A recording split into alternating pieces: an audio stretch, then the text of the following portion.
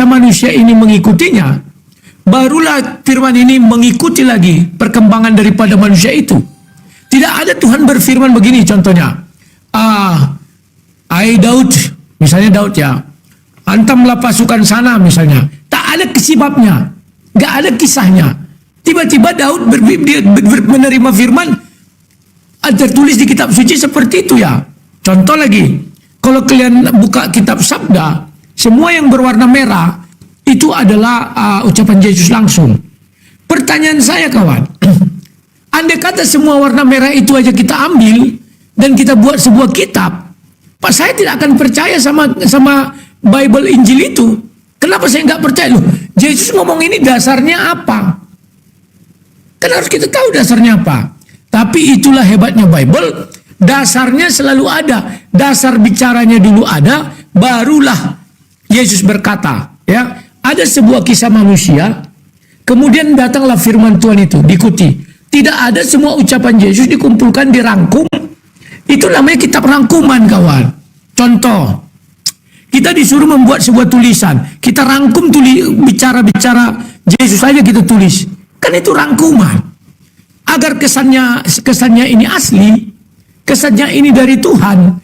Orang akan bertanya, loh kok bisa Yesus berbicara gitu? Aku terbitkan buku satu lagi. Nah, buku satu lagi ini tidak ada jaminannya terjaga. Enggak ada, kawan. Jadi apakah mungkin kitab yang betul-betul terjaga dilindungi oleh kitab yang tidak terjaga? Kan tidak mungkin, kawan. Makanya di dalam kekristenan, kalau dikatakan ada kitab lain di luar itu karang-karangan manusia. Karena kitab rangkuman tidak dikenal dalam kekristenan. Makanya kalau kalian lihat kitab Sabda itu warna merah, itu ucapan Yesus langsung. Paham ya? Warna hitam, itu ucapan orang lain. Maka kalau kita kumpulkan semua warna-warna merah aja, dan kita akui itu, inilah firman Tuhan, berisi 100% firman Tuhan, itu adalah kebohongan. Ingat ya, saya masih bicara kekristenan ini, belum menyeberang-nyeberang. Itu adalah satu kebohongan dan satu tipuan. Dia tidak ada editan, tidak berubah. Ya jelas dong, orang merangkum. Namanya kita rangkuman. Ya, dan itu pun kalau kitab-kitab seperti itu pasti banyak yang merangkum. Makanya ada versi-versi tersendiri. Terserah dia mau bilang apa. Tak ada kitab yang tidak punya versi.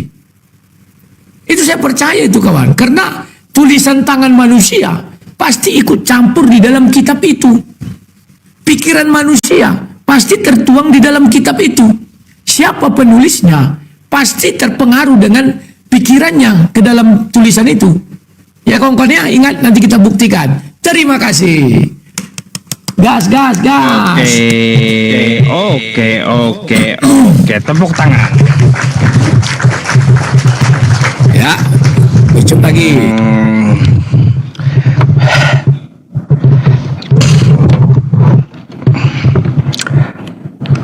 Tanding ulang nih.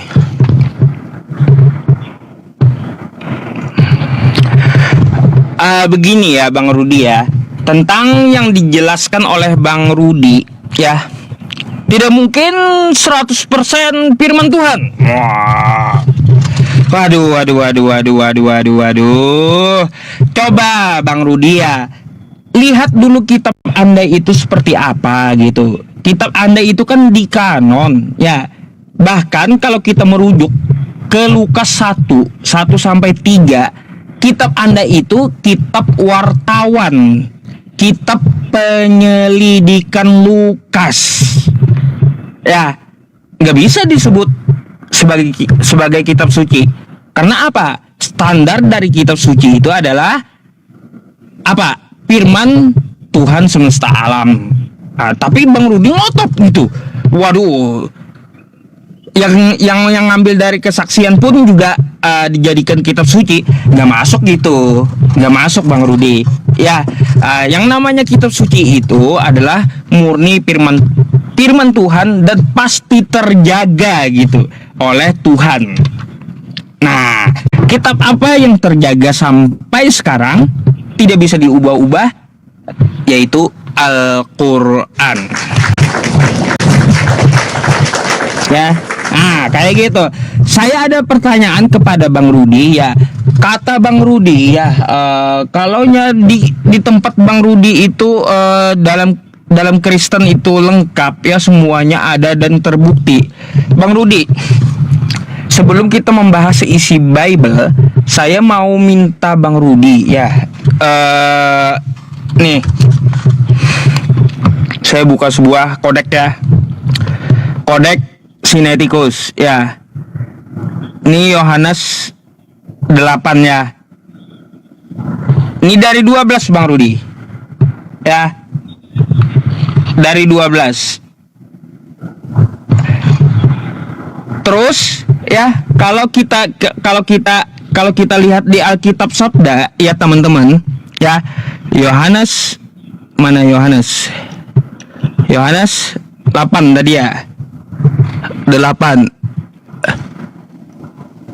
Oke. Yohanes 8 dari 1 ya.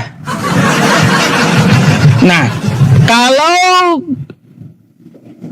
kitab Anda itu adalah kitab suci ya, yang terjaga, Bang Rudi, tolong tunjukkan manuskrip Yohanes 1 sampai 10-nya mana ya.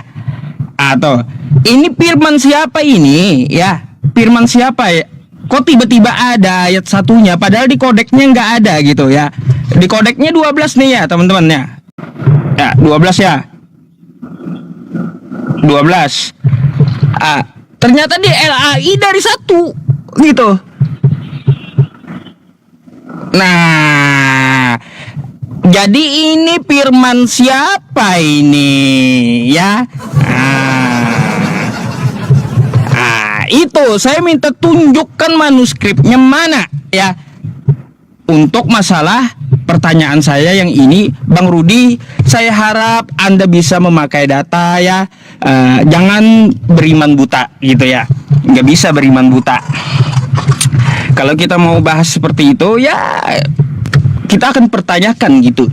Akan pertanyakan dari mana Al-Quran, dari mana Bible, kan gitu. Belum saya mengupas tentang masalah isi Bible-nya gitu ya, tapi masalah manuskripnya dulu gitu. Seperti apakah manuskrip Bible? Ternyata banyak yang hilang, banyak yang tidak tepat juga ya. Katanya mereka mempunyai 5.366 manuskrip, tapi ya ada beberapa dari Alkitab Indonesia ya, Alkitab Sabda itu yang terjemahannya ada tapi teks aslinya kagak ada gitu. Teksnya nggak ada, teks asli nggak ada, teksnya nggak ada tapi terjemahannya ada. Ini yang membingungkan gitu ya. Contohnya tadi tuh seperti Yohanes 8 tadi itu Bang ya. Coba Bang Rudi, tolong tunjukkan sama saya ya manuskrip Yohanes 8 1 sampai 10. Silakan.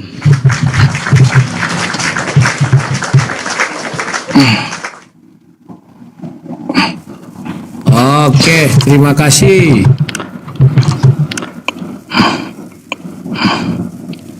Berapa ribu kau bilang manuskrip tadi, Tan? 5.366. Oke, ya. Kawan-kawan, sebenarnya Ustaz Yusuf sudah menjawab. Dia mengatakan ada 5.300 manuskrip. Belum Bang. Sebentar. Ininya. Waktu. Belum lagi, tunggu, tadi ulang. Sorry. Dah, terima Tat. Siapa yang ngerokok sih? Matikan mic Tat. Ya. Kawan-kawan, Ustaz Yusuf sudah mengakui ada 5.300 manuskrip. Sementara dia hanya mengambil 1 manuskrip. Artinya dia sudah menjawab. Nah, dia bertanya mana ayat 1 sampai 10. Ya kau sudah bilang 5.000 manuskrip. Artinya di 5.000 manuskrip itu adalah ayat 1 sampai 10. Kalau ditanya saya yang mana satu, ya 5.000 itu belum pernah saya lihat. Makanya itulah gunanya di kanon. Dikumpulkan semua manuskrip itu oleh bapak-bapak gereja, disatukanlah dia menjadi kitab kanonik itu, Injil kanonik ya. Nah, kalau kamu tanya saya nggak tahu kapan mereka mengkanonnya itu. Kok orang bilang 325, 150 pun sudah ada itu. Sekarang yang mana diambil mereka dari 5.000, saya lihatnya belum pernah.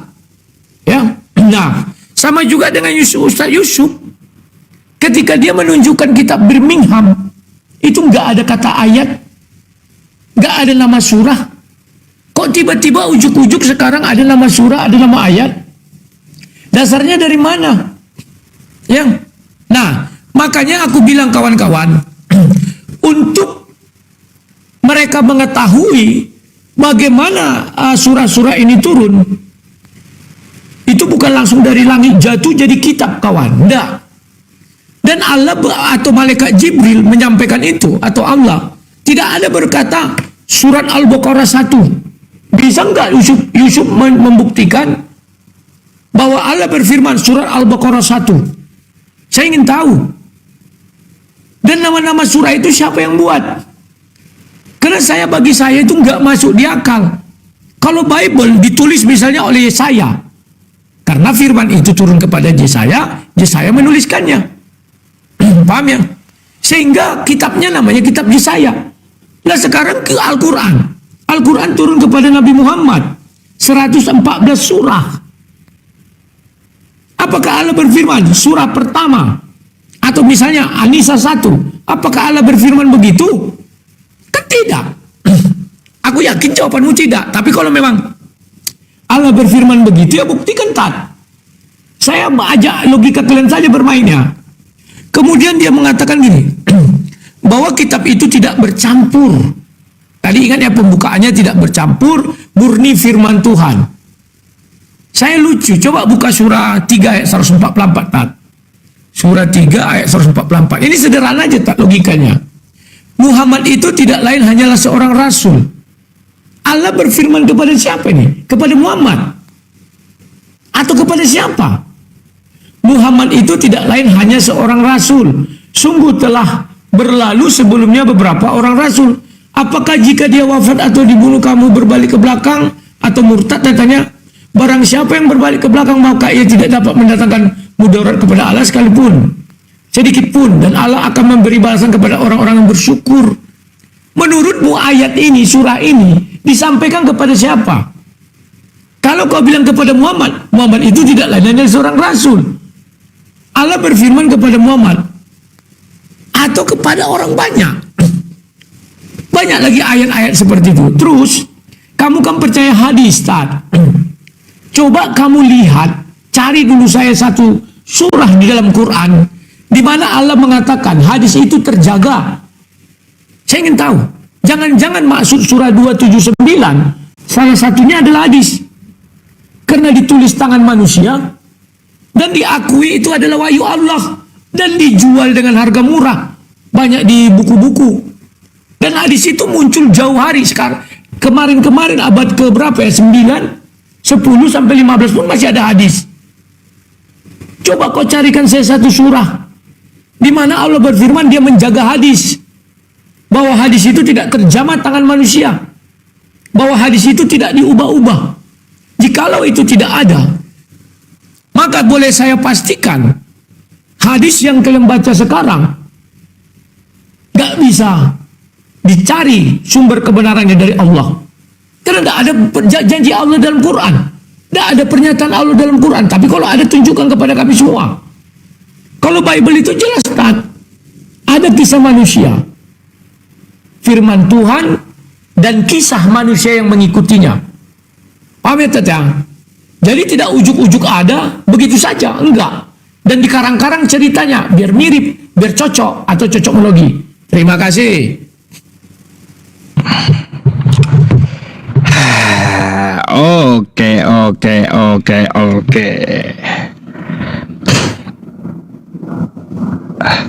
Sabar teman-teman.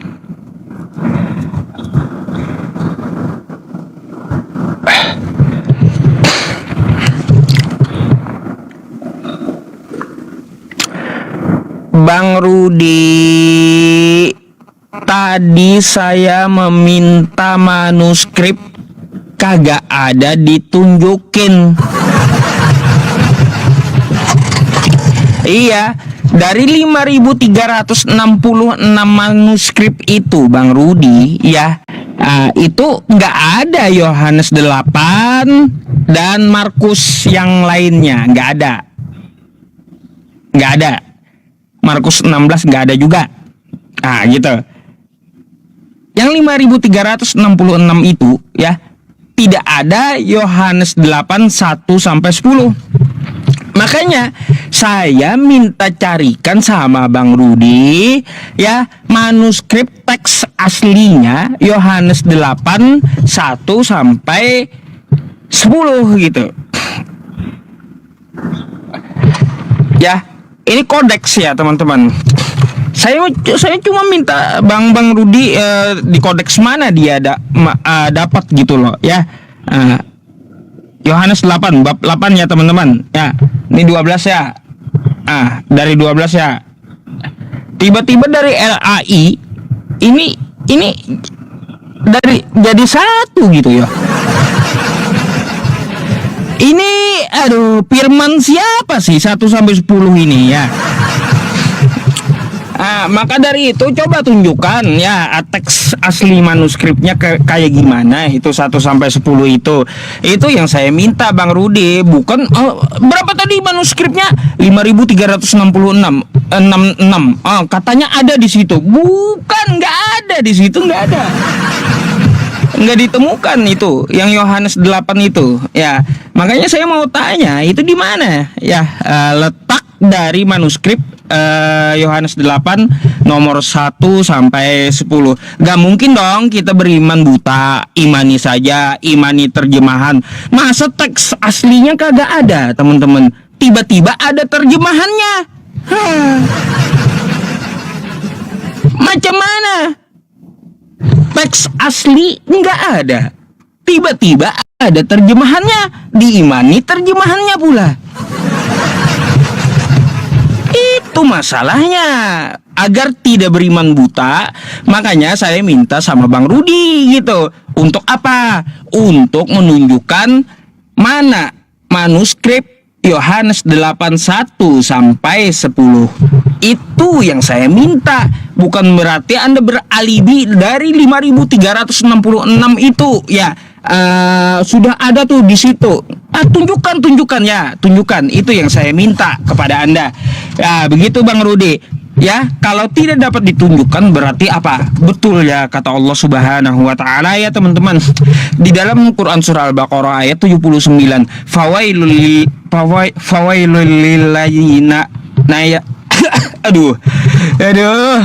fawailul lil ladzina yaktubunal kitaba bi aydihim thumma yaquluna hadza min 'indillah liyashtaru bihi thamanan qalila. Ya, jadi dikatakan di situ celakalah orang yang memasukkan ideologi ya pemikiran dia kepada kitab suci ya, menulis dengan tangannya lalu dia bilang ini dari Allah.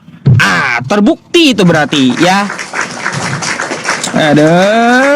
Sampai belepotan saya udah teman-teman.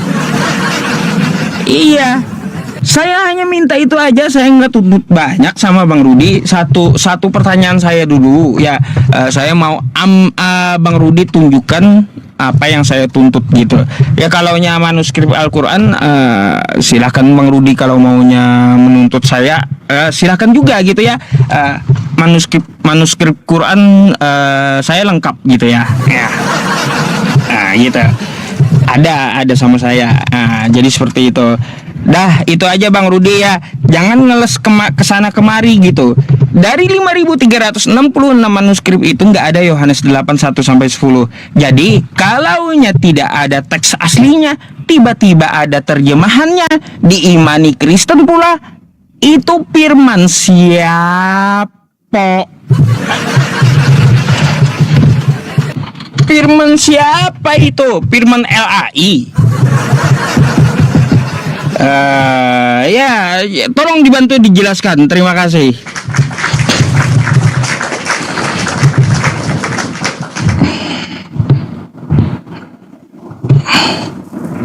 Pertanyaanku nggak kau jawab, Tat. Kau ingin pertanyaan kau dijawab, pertanyaanku nggak kau jawab.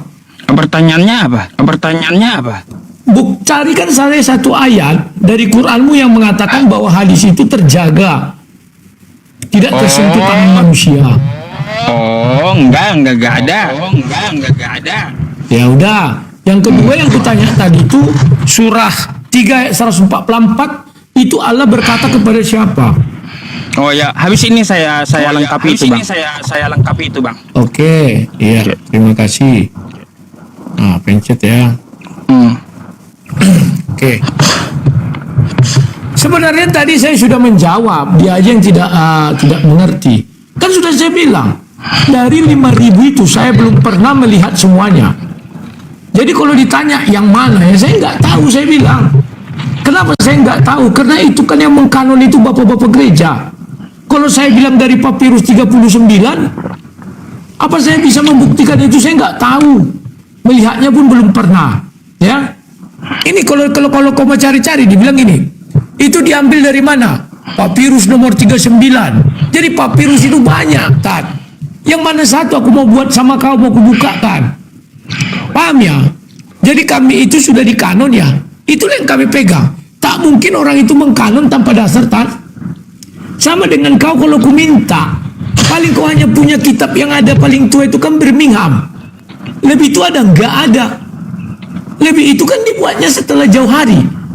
Yang di Birmingham itu surah berapa? Nggak ada kan nama surahnya. Nggak ada nama ayatnya kan. Pertanyaanku tadi juga nggak kau jawab, Tat. Siapa yang memberi nama sapi betina? Siapa yang memberi nama apa tadi? Maryam, surah Maryam. Apakah Allah berfirman langsung surah Maryam 1 ayat 1? Aku logika sederhana, tak usah rumit-rumit lah. Ya, karena kalau kutunjukkan sama aku minta, tolong tunjukkan papirus yang kau ambilkan yang tak abad-abad ke 1.500-an, tahun 1.500-an. Atau yang paling lama yang di Sanaa. Kan itu Quran tertua. Yang kau karang-karang. Oh ini. Kau ambil dari apa? Nggak bisa, Tan. Yang di Yaman itu yang paling tua. Sanaa. Jadi pertanyaan sederhana aku aja dulu jawab, Tan. Biar orang-orang kita edukasi. Kita ajak berpikir. Surah 3 ayat 144 itu difirmankan Allah kepada siapa? Baru tambahan lagi. Surah 21 ayat 4. Kubukakan dulu ya. Aku nggak usah balik-balik layar, kawan. Karena kalian bisa lihat nanti surah 21 ayat 4. Ya. Jadi apakah Allah berfirman? Misalnya begini. Al-Anbiya ayat 4 begitu. Coba dulu kalau di dalam Bible jelas penulisnya siapa? Daniel.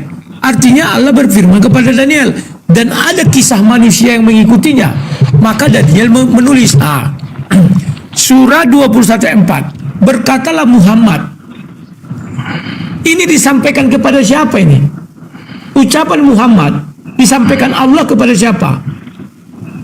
Berkatalah Muhammad kepada mereka, Tuhanku mengetahui semua perkataan di langit dan di bumi, dan dialah yang maha mendengar lagi maha mengetahui. Ucapan Muhammad ada terdapat di dalam Al-Quran. Petikan langsung.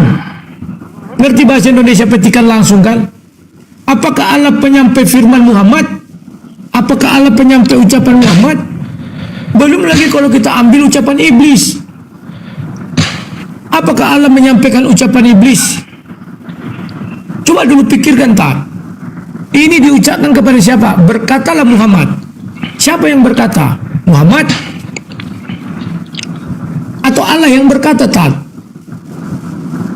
Dan kita tadi sudah berbicara lewat WA, kita bicara isi kitabnya.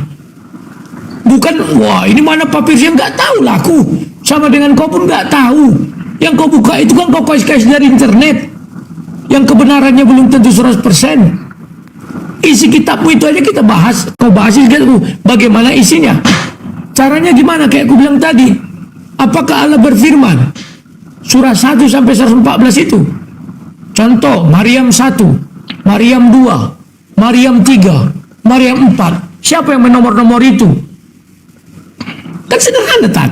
Tapi otak kau akan pecah memikirkan itu. Surah 21 ayat 4. Berkatalah Muhammad. Siapa yang berkata? Allah atau Muhammad? Oh, Allah menyampaikan ucapan Muhammad kepada Muhammad. Terus kau bilang 100% isi Al-Quran ucapan Allah, firman Allah. Ucapan Muhammad apakah firman Allah? baru tahu Tan. Nah, kayak gitu kita diskusikan Tan. Kalau kau tanya, mana papirus ini Allah? Memang kau tahu juga kitabmu itu. Mana yang asli? Bisa kau tunjukkan. Jangankan kau, orang Arab pun tidak bisa. Jadi jawabannya apa? Sudah dibakar. Ada nggak perintah Allah membakar Al-Quran? Tidak bisa dibakar Al-Quran. Paham ya, Tat? Jawab dulu itu, Tat. Yang sederhana-sederhana aja. Silakan. Gak terlawan dia PK kawan. Menyerah kita menyerah. 3.000 penontonku. Aduh, gak apa-apa. Santai-santai, dia sudah 6.000. Ini pun udah hebat ini kawan. Silakan Tat. Aku pencet ya. Terima. Iya. Terima. Bang Rudi, kamu kalau mau minta manuskrip Quran ya, sebutkan aja. Saya gudangnya, ya. Nih, gudang manuskrip Quran, ya. Mau seluruh ayat Quran. Ada? Mau ayat berapa kau? Ayo. Mau ayat berapa? Bisa saya tunjukkan semuanya, ya. Naskah-naskah Quran gitu. Tapi Bang Rudi nggak bisa nunjukin naskah dari Bible-nya. Imani saja. Ya, aku nggak tahu kata Bang Rudi. Ya sudahlah, saya nggak juga memaksa gitu ya. Nggak juga memaksa gitu. Kalau Bang Rudinya nggak tahu, ya artinya apa? Beriman buta itu namanya. Beriman buta, ya. Nggak tahu asal muasalnya, nggak tahu rimbanya. Ayat 1 sampai 10 dari mana, firman siapa, ya. Tapi diimani gitu. Nah ini keimanan yang kacau gitu loh Bang. Keimanan yang kacau gitu. Mari beriman itu kita teliti ya. Kita teliti. Terus Bang Rudi juga jangan sampai ya kita beriman itu beriman buta gitu. Beriman buta aja. Kita tahu Bang Rudi ya bahwa kitab Anda itu di kanon Perjanjian Baru dalam bahasa Yunani. Saya tahu gitu. Tahu. Oke. Sekarang saya jawab dulu sama Bang Rudi tentang masalah Qur'annya. Wa ma Muhammadun illa rasul qad khalat min qablihi rusul. Ini firman Allah memang Bang Rudi. Firman Allah Subhanahu wa taala dibawa malaikat Jibril lalu ya disampaikan kepada manusia gitu melalui mulut Nabi. Kenapa? Karena proses Al-Quran itu memang oral dia. Oral artinya bukan bentuk gedebuk buku turun dari langit, bukan. Iya. Wa ma Muhammadun illa rasul qad khalat min qablihi rusul. Ya. Muhammad yang mana lagi? Padahal yang ngucapin Muhammad juga. Ya, Allah Subhanahu wa taala memakai mulut beliau untuk melafazkannya. Gitu. Gitu. Ya, udah itu Bang Rudi. Anda ya teman-teman, kalaunya kita kasih ya sama Bang Rudi ini Quran surat Toha ayat 14 teman-teman ya. Kalau kita kasih sama Bang Rudi, innani anallah la ilaha illa ana fa'budni wa aqimis sholata li dzikri. Apa? Yang disembahnya Nabi Muhammad nanti. Kan Nabi Muhammad ngomong, aku ini adalah Allah. Tiada Tuhan selain aku. Sembahlah aku dan dirikan sholat untuk mengingatku. Kalaunya dikasih ke Kristen ya, saya yang disembah nanti gitu. Makanya Yesus itu kan mereka pahami seperti apa? Mereka pahami bahwa dirinya Tuhan gitu. Padahal Yesus menyampaikan firman Tuhan melalui mulutnya. Gitu. Sama, para nabi itu sama semuanya Bang Rudi ya, untuk menyampaikan kitab suci. Gak mungkin Nabi Muhammad sesungguhnya aku ini adalah Allah. Tiada Tuhan selain aku, kata Nabi Muhammad. Sembahlah aku. Pakai mulut dia. Bayangkan. Kalau saya kasih ke Islam, maka Islam akan memahami bahwa itu adalah wahyu dari Tuhan semesta alam, yaitu Allah Subhanahu wa taala. Tapi kalau kita julung sama kita kasih sama Kristen, teman-teman, ya,